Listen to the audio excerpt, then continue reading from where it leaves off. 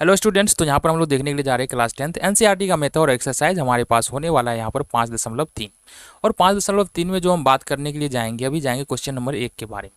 अब देखो basically question number 1 हमारा है क्या, ये एक्सरसाइज तो सबसे पहले देख लो, ये 5.3 है। जो 5.3 में हमको किस फॉर्मूले के बारे में बात करना है, उसमें थोड़ा सा इसके बारे में बात कर लेते हैं। इस यहाँ पर हमको पदों के योग के बारे में हमको बात करना है। सपोज हम एक उदाहरण के द्वारा तुमको समझा दे। मान लो हमारे पास ये दिया हुआ है 1 + 2 + 3 + 4 + 5। एक सिंपल सा उदाहरण है। मान लो ये 10 पद तक इसको जोड़ा गया है। ठीक है, कितने पद तक? 10 पद तक जोड़ा गया है।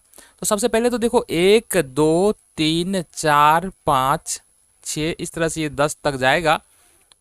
तो सबसे पहले तो ये एक जो है ना एपी बना रहा है, जहां पर ए का मान देखेंगे तो 1 है, डी का मान देखेंगे 3 में से 2 घटा लो, 3 में से 2 घटा लो, ए 2 में से 1, तो ये हमारे पास एक निकल के आ जाता है।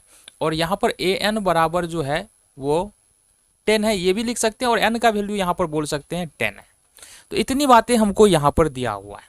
अब जो हमको यहाँ पर निकालना है वो फॉर्मूले का उपयोग करना है। वो फॉर्मूला क्या होता है, यानी कि एन पदों का योग वो होता है एस एन बराबर n/2 into 2a + n-1 into D.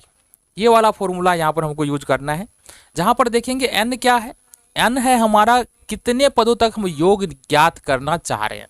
तो यहाँ पर n का मान कितना हो गया, 10 हो गया। a का मान तो पता है, एपी का प्रथम पद होता है। d का मान तुमको पता है, कॉमन डिफरेंस यानी कि सार्वंतर होता है। और एन वही कितने पदों तक हम योग ज्ञात करें। अगर इस एपी के अनुसार चले 10 पदों का योग ज्ञात करना है, इसका मतलब एन के जगह पर अपन को क्या रखना पड़ेगा, 10, और इसके नीचे में 2। 2 इंटू ए का मान देखो कितना है, 1 है, प्लस में n-1 यानी कि 10 - 1 होगा। 10 तक का योग ज्ञात करें तो 10 - 1, और डी का मान पुनः 1 है। तो इस अनुसार हम देखते हैं, ये हो जाएगा 2 पंचे 10, ये 5 आ जाएगा, और ये आ जाएगा हमारे पास 2 ही कम 2, 10 में से 1 घटाएंगे 9, और 9 को 1 से गुना करेंगे तो 9। तो यहां से देख लेते हैं, 9 2 11, और ये हो जाएगा 11 × 5 = 55। यानी कि 1 से लेके अगर हम 10 तक की संख्याओं को जोड़े तो ये 55 आ रहा है।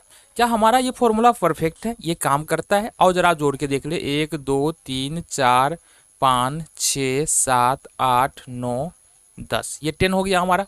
जोड़ते हैं इसको, 2 1 3 3 6 4 10 5 15 6 21 7 28 28 और 8 36, 36 और 9 कितना हो जाएगा, 36 और 9 45 का 5 हासिल 4 4 1 5।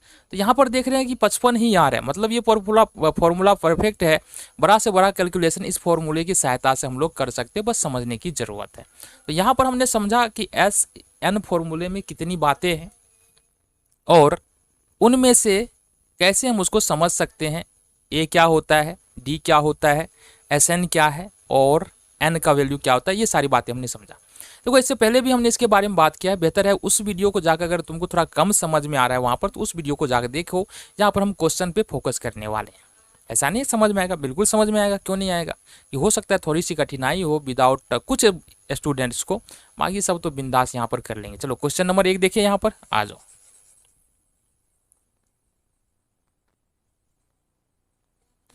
क्वेश्चन नंबर 1 की बात करेंगे। एक में एक एपी दिया हुआ है। पहले नंबर का प्रश्न देखो, ये है हमारा पहले नंबर का प्रश्न। अगर देखेंगे ए का मान इस एपी में दिया हुआ है 2, डी का मान यदि हम निकालने के लिए जाएंगे तो 7 में से 2 घटाना पड़ेगा, यानी A2 - A1, तो ये हमारे पास निकल के 5 आ रहा है। नेक्स्ट हमको जो चाहिए वो है एन। एन कितने पदों तक निकालना है, तो एन का 10 पदों तक निकालना है, तो एन का वैल्यू निकल के आ गया हमारे पास 10। चूंकि हमको याद करना है एस एन बराबर, यानी कि एस एन बराबर फॉर्मूला क्या होता है, n/2 into 2a + n-1 into D. ये एस एन बराबर फॉर्मूला होता है। n का मान 10 है, इसका मतलब हम S10 निकाल रहे हैं। अब n के जगह पर रखना है हमको 10, बट्टे में हो जाएगा 2। 2 a के जगह पर देखो क्या है, 2 है, प्लस n के जगह पर फिर से 10 आ जाएगा, -1 कर लेंगे, और d के जगह पर देखो तुम्हारा क्या है, d का मान तुमने निकाला है 5, तो ये 5 हो जाएगा। तो इस तरह से हम देखते हैं 10 2 पंचे 10, ये कैंसिल आउट हो जाएगा, तो ये हमारे पास 5 बचेगा। बच जाएगा 2 दूनी 4, और 10 में से 1 प्लस का प्लस ले लेंगे, 10 में से 1 घटाएंगे, 9 5 45। तो अब अगर हम यहाँ से थोड़ा सा क्या करें, 45 चौका गुना करना है ना, 5 20 का 0 हासिल 2, 6 चौक 16 2 18 का 8 हासिल 1। अब अगर यहाँ से हम गुना करते हैं तो ये हमको कितना आ जा रहा है, ये आ जा रहा है हमारे पास 900।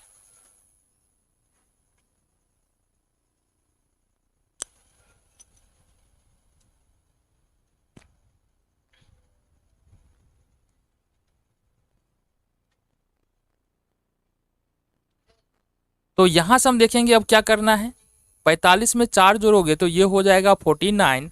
अब इसको अगर मल्टीप्लाई करते हैं तो ये हो जाएगा 9 पच्चे 45 का 5 हासिल में 4, 5 20 4 24 का 4 हासिल 2। तो ये अपना आंसर यहाँ से निकल के आ जा रहा है 245, जो कि बिल्कुल करेक्ट है, कोई भी समस्या इसमें नहीं है।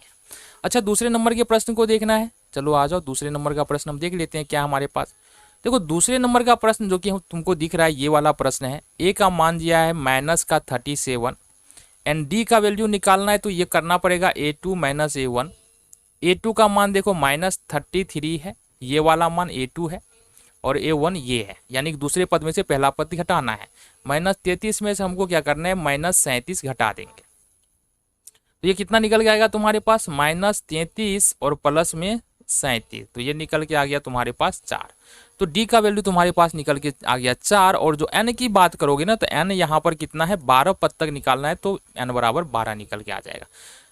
पुनः हमको क्या लिखना है, एस एन बराबर होता है n/2 into 2a plus n-1 into में डी, ये एस एन बराबर हो जाता है।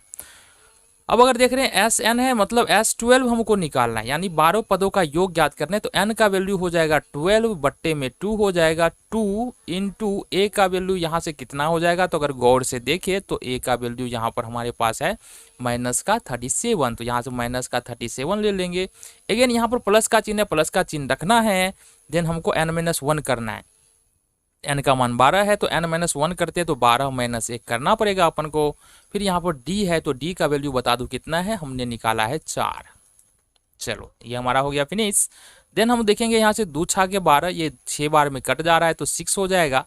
अब 37 को यदि 2 से मल्टीप्लाई करते हैं, 7 2 = 14, यानी 7 दूना 14, 3 दूना 6 1 7, -74 हो जाता है। फिर यहाँ से देखेंगे प्लस लेंगे, 12 में से अगर 1 घटाते 11, 11 चौका 44। चलो जी नेक्स्ट देखिए आगे, ये 6 हो जाएगा। अब यहाँ पर 74 में से 44 घटा देना है, 4 में से 4 हो जाएगा 0, देन 7 में से 4 हो जाएगा 3, माइनस का 30 आ रहा है हमारा, क्योंकि 74 माइनस में है, 44 प्लस में, इसको मल्टीप्लाई करोगे तो आएगा -180। ये अपने पास आंसर निकल गया, यानी कि इस एपी के 12 पदों का योग कितना है, 180 है। चलो नेक्स्ट क्वेश्चन पे चलते हैं। क्वेश्चन नंबर 3 हमारा क्या कह रहा है। अगर क्वेश्चन नंबर 3 की बात करेंगे तो आओ देखो यहाँ पर क्वेश्चन नंबर 3 क्या है। देखो गौर से देखना, क्वेश्चन नंबर 3 में ए बराबर अपन को दिया है 0.6 एंड देखो यहाँ से ए बराबर पहला पद 0.6 है, एंड डी की बात करेंगे तो ये होगा हमारे पास A2 - A1। It means D का वैल्यू अगर निकालोगे तो 1.7 में से 0.6 घटाना पड़ेगा, 7 में से 6, यानी कि ये निकलेगा 1.1। डी का वैल्यू निकल गया। अब 100 पदों तक योग ज्ञात करना है, तो इट मीन्स कि हमारे पास n बराबर जो है वो है 100। निकालना क्या है, एस एन बराबर, ये फॉर्मूला लिख ले पहले, n/2 2a plus n-1 into में डी, ये फॉर्मूला होता है। हमको S100 निकालना है, यानी कि 100वां पद निकालना है। तो n का मान यहाँ पर 100 है, तो n का मान 100 हमने रखा। देन यहाँ पर करना है 2a, अब बता दो a का मान क्या है, तो 0.6 है बोलोगे, प्लस n-1, तो 100 - 1 करना है, क्योंकि 100वां पद निकाल रहे हैं। और d का मान हमने निकाला है 1.1। ये हो जाएगा, अगर 100 में 2 से भाग दे तो कितना बार में कट जाएगा, ये बोलोगे 50 बार में कटेगा, तो ये हो जाएगा 50 इंटू, अगर 0.6 के 2 से गुना कर दे तो ये होता है 1.2, और प्लस में अगर 99 को यदि हम गुना कर ले, 99 को मल्टीप्लाई करें 1.1, तो 9999। ये इसलिए सामने में कर रहे हैं ना, कि हो सकता है तुम लोगों को थोड़ा कन्फ्यूजन हो। ये होगा 9 8 और 10, यानी कि ये हो जाएगा 108.9, ये हो जाएगा 108.9। अब जोड़ देते हैं यहाँ पर 1.2, 9 2 11 का 1 हासिल 1, 8 1 9 1 10 का 0 हासिल 1 1। तो 110.1 यहाँ से निकल के आ रहा है, यानी कि 50 गुने 110.1। अब अगर यहाँ से अपन क्या करते हैं, 50 से इसको अगर मल्टीप्लाई कर दे तो क्या हो जाएगा, 0 0 0 0 4 0 आ जाएगा, फिर 5 आ जाएगा, फिर आ जाएगा हमारे पास 0, फिर 5 5 ये आ जाएगा, 0 0 5 0 5 5। अब चूंकि डेसिमल एक अंक के बाद, अगर दाहिने साइड से बात करेंगे तो एक अंक के बाद डेसिमल है, ठीक है, इधर से एक अंक बाद डेसिमल है तो इधर से अपन एक अंक बाद डेसिमल लिख देते हैं, तो 5505 अपना आंसर हो जाएगा। तो ये हो जाएगा 5505। आंसर चेक करना जरा सही है कि नहीं। तो ये हमारा तीसरे नंबर का प्रश्न है। देखेंगे चौथे नंबर का प्रश्न क्या है, आओ हम बात करें। तो चौथे नंबर का प्रश्न है तुम्हारे सामने है, देखो क्या है प्रश्न हमारा। चौथे नंबर के प्रश्न में बात करेंगे, ए का मान देखो दे रखा है 1/15। ये इस प्रश्न की बात कर रहे हैं, ए बराबर 1/15 है। यहाँ पर फिर से हमको डी का मान निकालना है। इसके लिए करेंगे यहाँ से हम A2 माइनस A1 क्या करने वाले हैं, A2 माइनस में A1 करेंगे। तो A2 का मान देखेंगे यहाँ से क्या है, दूसरा पद है 1/12, तो 1/12 अब माइनस 1/15 हमको करना पड़ेगा। तो अगर इसको सब्सट्रैक्ट कर रहे घटा रहे हैं तो 15 12 का एलसीएम कितना हो जाएगा, 60। फिर होगा 12 पंचे 60, यहाँ पर 5 आ जाएगा, यहाँ पर आ गया 15 चौके 60, 4 आ जाएगा। इट मीन्स ये आ गया हमारे पास 160। 11 पद तक योग ज्ञात करना है तो n का वैल्यू तो यहाँ से हम लिख सकते हैं n बराबर 11, यहाँ से हमारे पास आएगा। देन अगर हम Sn लिखते हैं तो Sn बराबर, you note it very well now, कि n बराबर होता है n बराबर n/2 2a plus n minus 1 into D. ये होता है हमारा n बराबर। नाउ अगर हम n का वैल्यू रख दिए 11 तो ये हो जाएगा 11/2, 2 इंटू a का मान यहाँ से हमारे पास है 1/15 प्लस n माइनस 1 करेंगे तो 11 में से 1 घटाना पड़ेगा, 11 में से 1, n का मान 11 है और d का मान हो जाएगा हमारे पास 1/60। अब अगर इस देखिए इसको आगे तो 11/2 हो जाएगा, ये हो जाएगा अंदर में 2/15। देन हमारे पास जो निकल के आ रहा है वो निकल के आ रहा है 11 में से 10, 1 घटा देंगे 10 गुने 1/60। 0 से 0 कैंसिल आउट हो जाएगा यहाँ से, तो बचा क्या तुम्हारे पास बच रहा है 11/2 और अंदर में बच रहा है, अभी ना लिखते हैं इसे, अंदर में बच रहा है 2/15 और प्लस में 1/6। चलो जी आगे देखिए, इसको थोड़ा सा इसको ऊपर करना पड़ेगा, कर लेते हैं। देन यहाँ पर अगर तुम सॉल्व करो इसको तो 11 ये हो जाएगा हमारे पास 11/2 और ये 15 6 का एलसीएम हो जाएगा 30, 15 दूना 30, 2 दूनी 4 प्लस 6 पंचे 30 5। तो ये निकल के आएगा तुम्हारे पास 11/2 और गुने में 5 4 9/30। अब इसको अगर क्या कर लेते हैं, सिंप्लीफाई कर लेते हैं, 3 तिया 9 और 10 तिया 30, मतलब इट मीन्स ये आ रहा है तुम्हारे पास 33/20, जो कि बिल्कुल सही आंसर है। इसको पूर्णांक में भी ले जा सकते हो, अगर आंसर नहीं आ रहा है तो पूर्णांक में ले जाएंगे तो वो हमारा आंसर आ जाएगा। चलो ये हमारा एक का पूरा क्वेश्चन फिनिश हो गया। मिलते हैं अगले वीडियो में अगले क्वेश्चन के साथ, तब तक रिवीजन करते रहो।